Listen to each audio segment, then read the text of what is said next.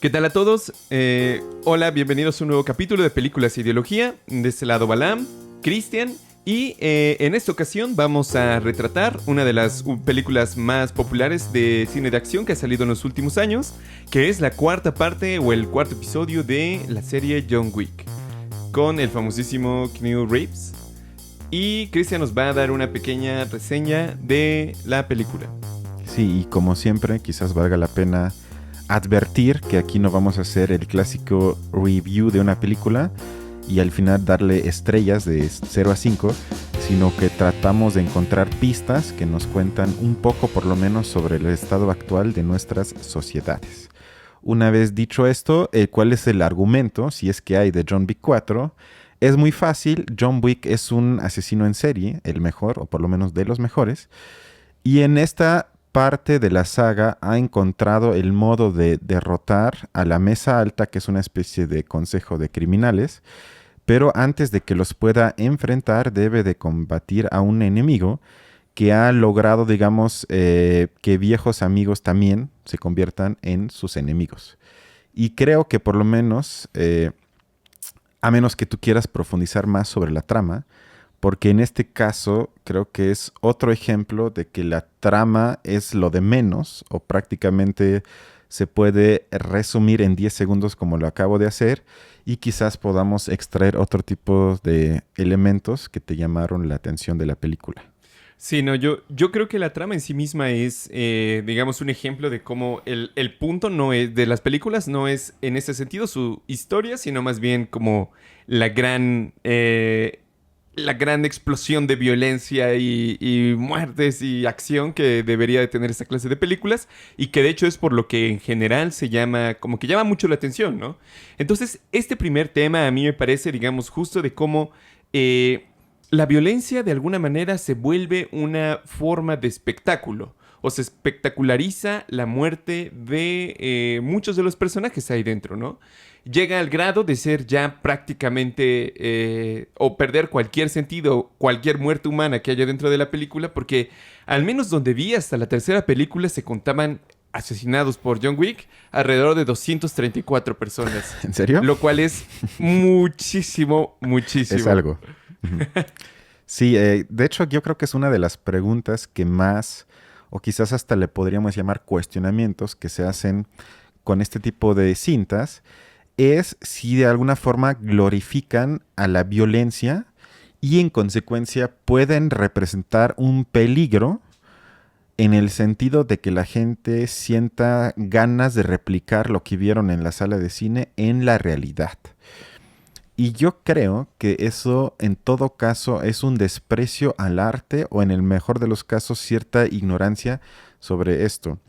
Y entonces lo que yo traje hoy es algunas partes de un autor que se llamaba Hegel, que escribió un libro que se llama Lecciones sobre Arte y Estética, en las cuales trata esa pregunta, obviamente de forma indirecta, pero en estas partes, en este texto, él reflexionó sobre qué es el arte, qué es la estética y cómo ésta juega, según él, y yo lo comparto, con lo que los humanos experimentamos en la realidad y cómo ésta, según es, distinta al arte.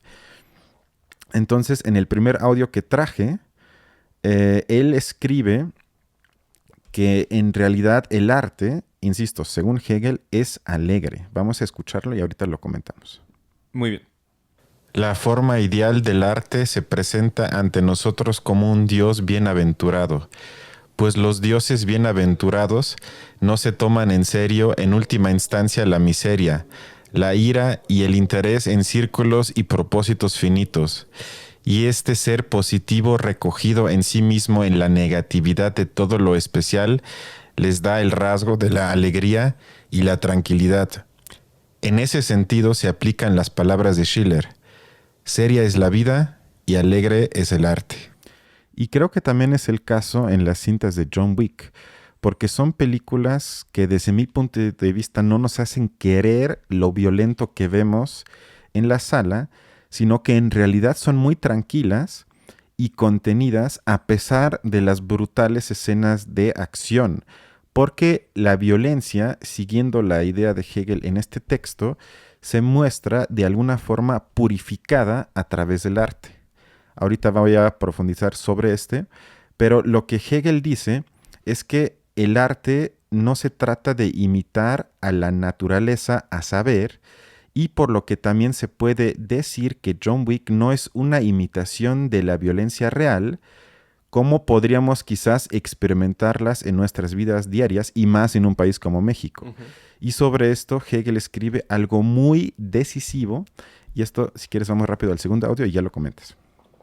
Al devolver a esta armonía con su concepto de mercancía, lo que en el resto de la existencia está manchado por el azar y la exterioridad, el arte desecha todo lo que en apariencia no le corresponde, y solo mediante esta purificación hace surgir el ideal, el retratista, que es el que menos tiene que ver con el ideal del arte.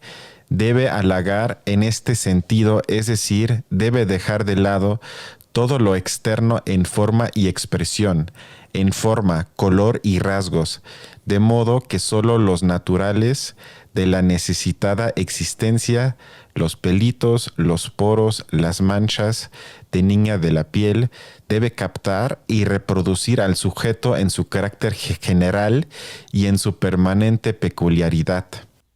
Yo nada más rápido, o sea, esto suena un poco difícil porque fue Hegel, pero digamos, creo que si echamos un vistazo a lo que vimos en John Wick, también es retratado de esa manera porque sus supuestas cicatrices y moretones y, digamos, lesiones que tiene en la cinta desde la primera, obviamente son poco realistas, o sea, muestran realmente algo que en la realidad no puede pasar de esa manera. Y obviamente él en la vida real hubiera muerto muy, muy rápido. Y también obviamente tiene mucho más fuerza que un humano real, etc.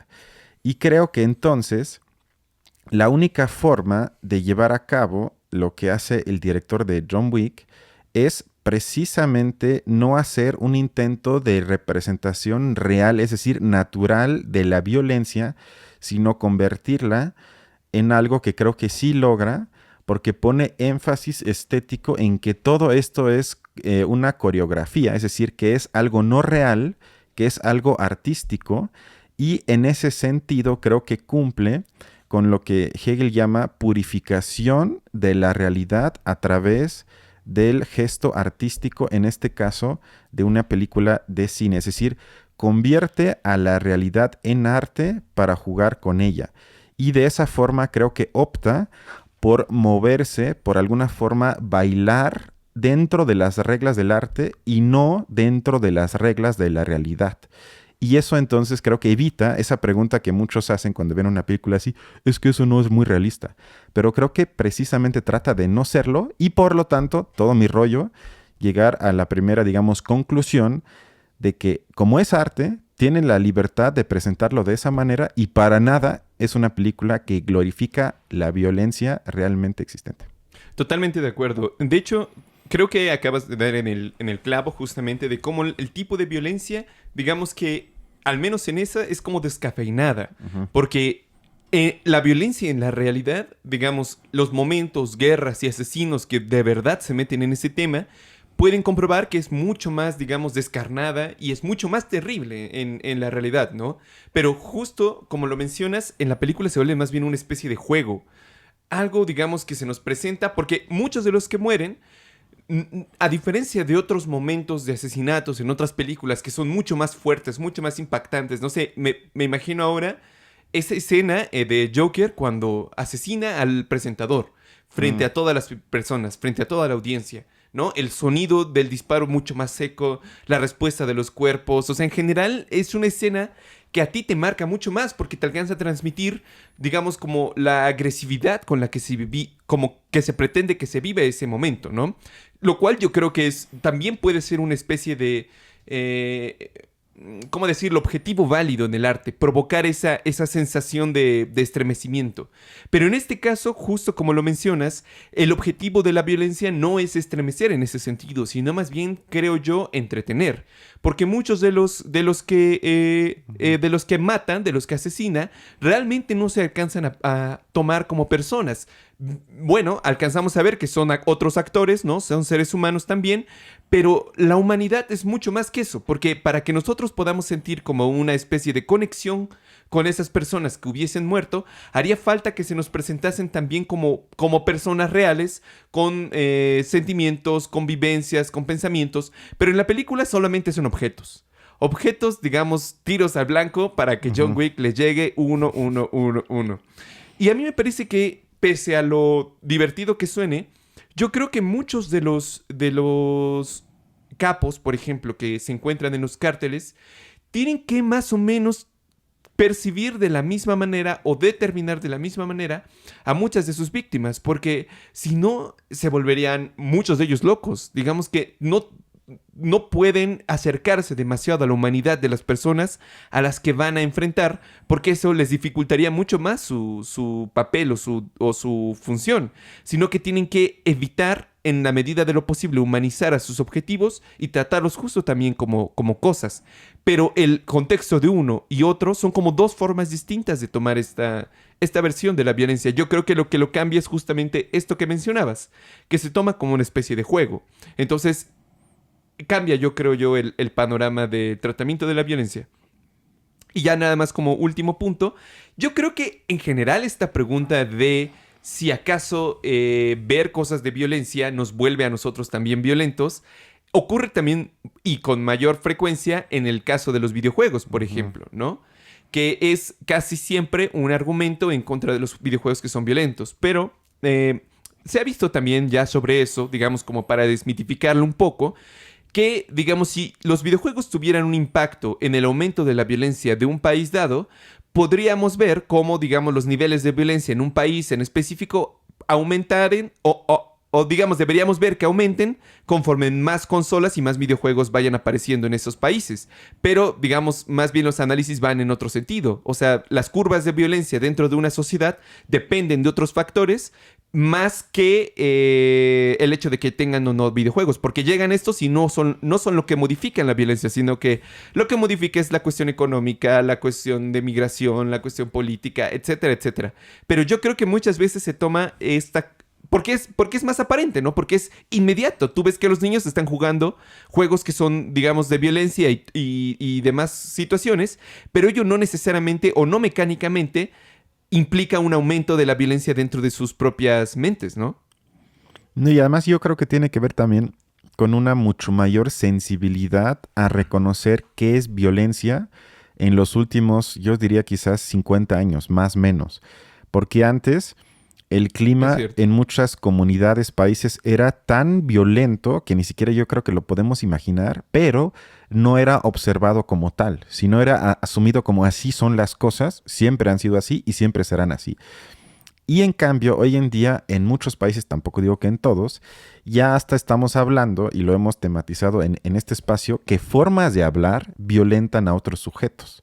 Para mí eso ya rebasa quizás un nivel de sensibilidad emancipatorio. Sin embargo, eso no quita la gran necesidad y avance progresista que ha correspondido con la mayor sensibilidad hacia esos temas. Entonces creo que es paradójico que mientras baje el nivel de violencia objetivamente de manera general, al mismo tiempo también se habla mucho más de ello porque al mismo tiempo subió la sensibilidad hacia esos temas, lo cual es bueno, pero creo que eso también genera un poco una disonancia cognitiva en la gente. Rapidísimo sobre eso, me recuerda mucho, digamos, a una cita que menciona Durkheim bastante, que es esta cuestión de, justo en relación al crimen, que en una tierra en la que solamente vivieran ángeles, prácticamente cualquier insulto sería un crimen de, digamos, de lesa humanidad, por así decirlo, porque justamente la sensibilidad estaría ya acostumbrada a que cualquier cosita que saliese de ello podría ser considerado un crimen atroz, ¿no? Entonces, yo creo que ocurre algo muy, muy similar con esto que mencionas. Estoy de acuerdo, sí. Si quieres, sigo un poco del texto de Hegel porque traigo unas dos o tres ideas más. él escribe ahí en una parte sobre la pintura de género holandesa de esa época, en la que muchas veces se mostraban escenas cotidianas de gente trabajando, celebrando, tomando, comiendo. Pero Hegel dice que se trata de un enfoque artístico, ya que no se trataba simplemente de imitar a la realidad existente, sino se trataba de producir apariencias.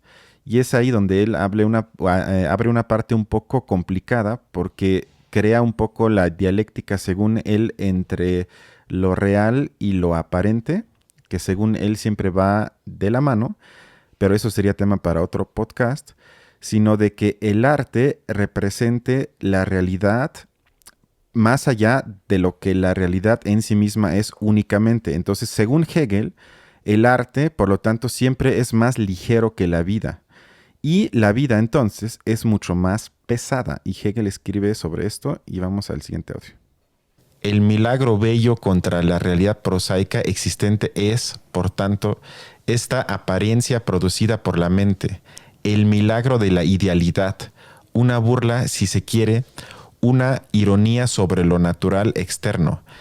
¿Qué esfuerzos debe hacer la naturaleza y el hombre en la vida ordinaria?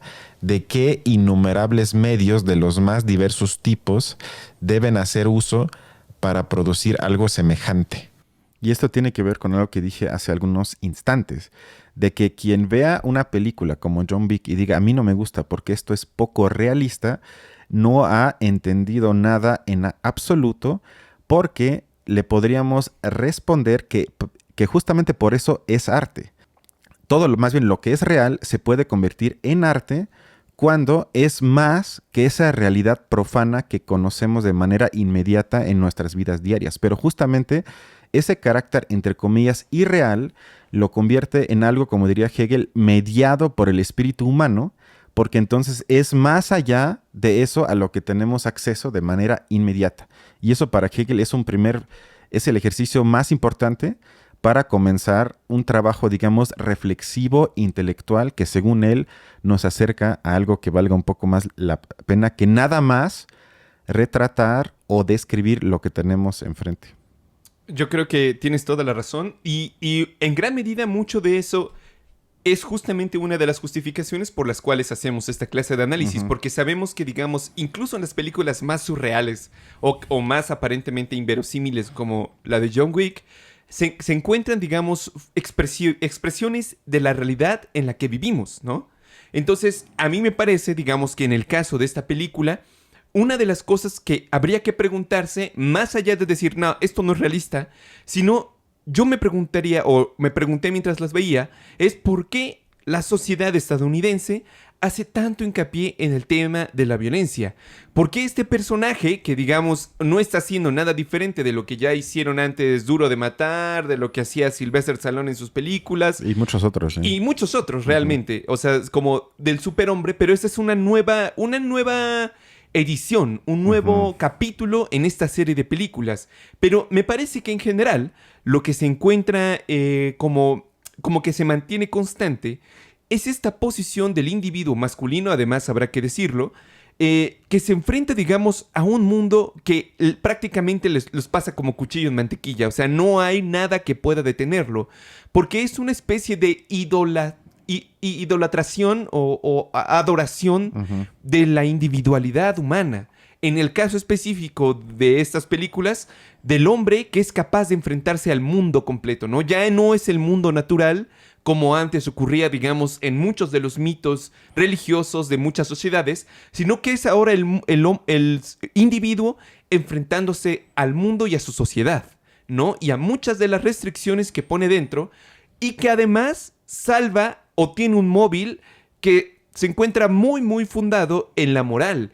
Porque si recordamos, el móvil inicial de las acciones de John Wick fue prácticamente un asesinato como contra su casa y contra su familia. Porque si recordamos en la primera película, en realidad ocurre que la esposa de John Wick muere y le deja como un perro de mascota, y ese es el que es asesinado. Y bueno, eso ya, incluso dentro de la misma película, hay 2 ocasiones en que mueren 2 animales en las series, las 4 películas.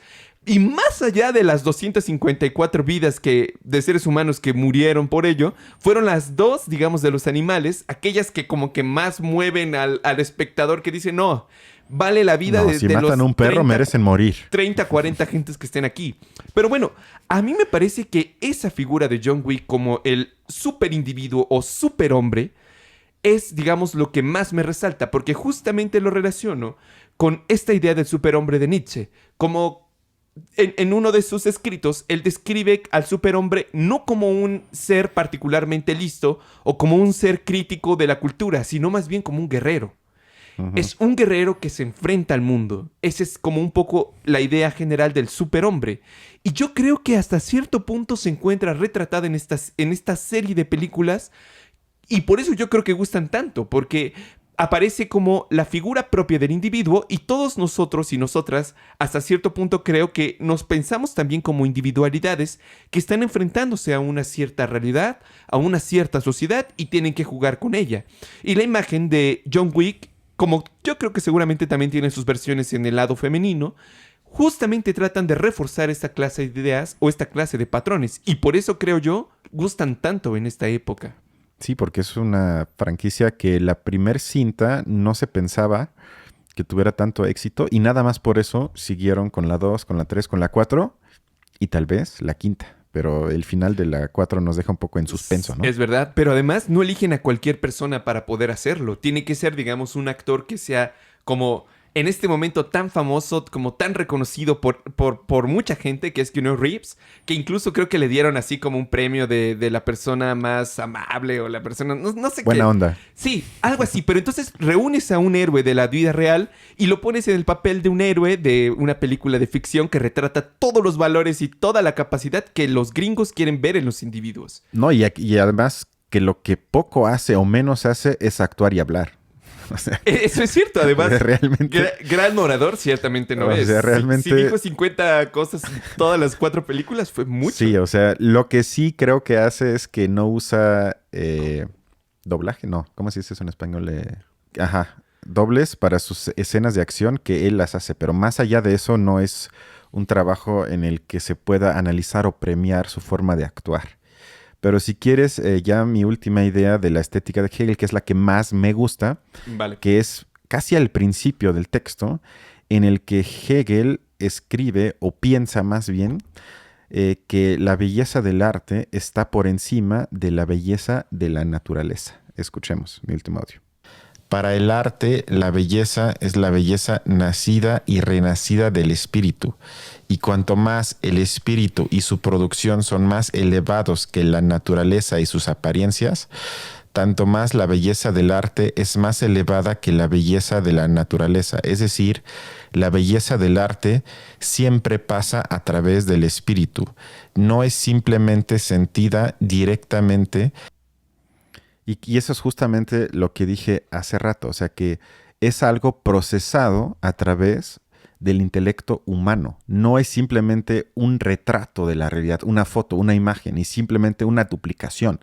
Como también yo lo he criticado en películas mexicanas, o más bien creo que fue del Toro, Cuarón, cuando tuvimos ese debate, que yo siento que ellos muchas veces no hacen esa purificación artística de la realidad, sino simplemente hacen una réplica. Y responden entonces mucho más al sentido común de la gente que los lleva a tener éxito, que no está mal, que es lo malo y lo bueno. Yo jamás diría que es malo, pero sin embargo que como ejercicio artístico, por lo menos como diría Hegel, creo que es muy pobre.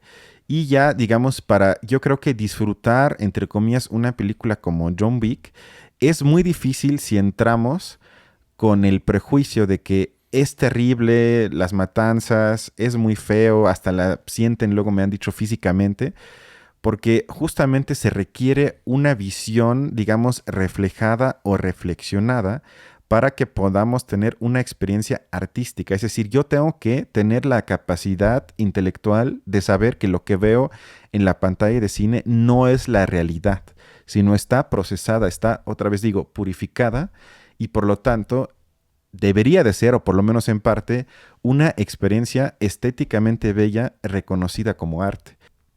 Venga, pues Yo ya no tengo más puntos, pero yo creo que... ¿La recomiendas? Pues sí, digamos, si te gustan las películas de acción, es bastante común. Vale la Pues, pena. si ya viste las primeras 3, yo creo que tampoco... Pues sí, también. O sea, parece que es de las 4 que han salido en general, es de las mejores. Entre la 3 y 4 creo que son las mejores, entonces Ujú. si tienen ganas de una buena película de acción, yo creo que sí vale la pena. Hay buenas Listo, escenas de pues. acción. También es cierto. Y un chingo de muertos. Eso sin duda. Bueno, entonces sin más, cuídense y nos vemos la otra semana, ¿no? Hasta luego. Hasta luego.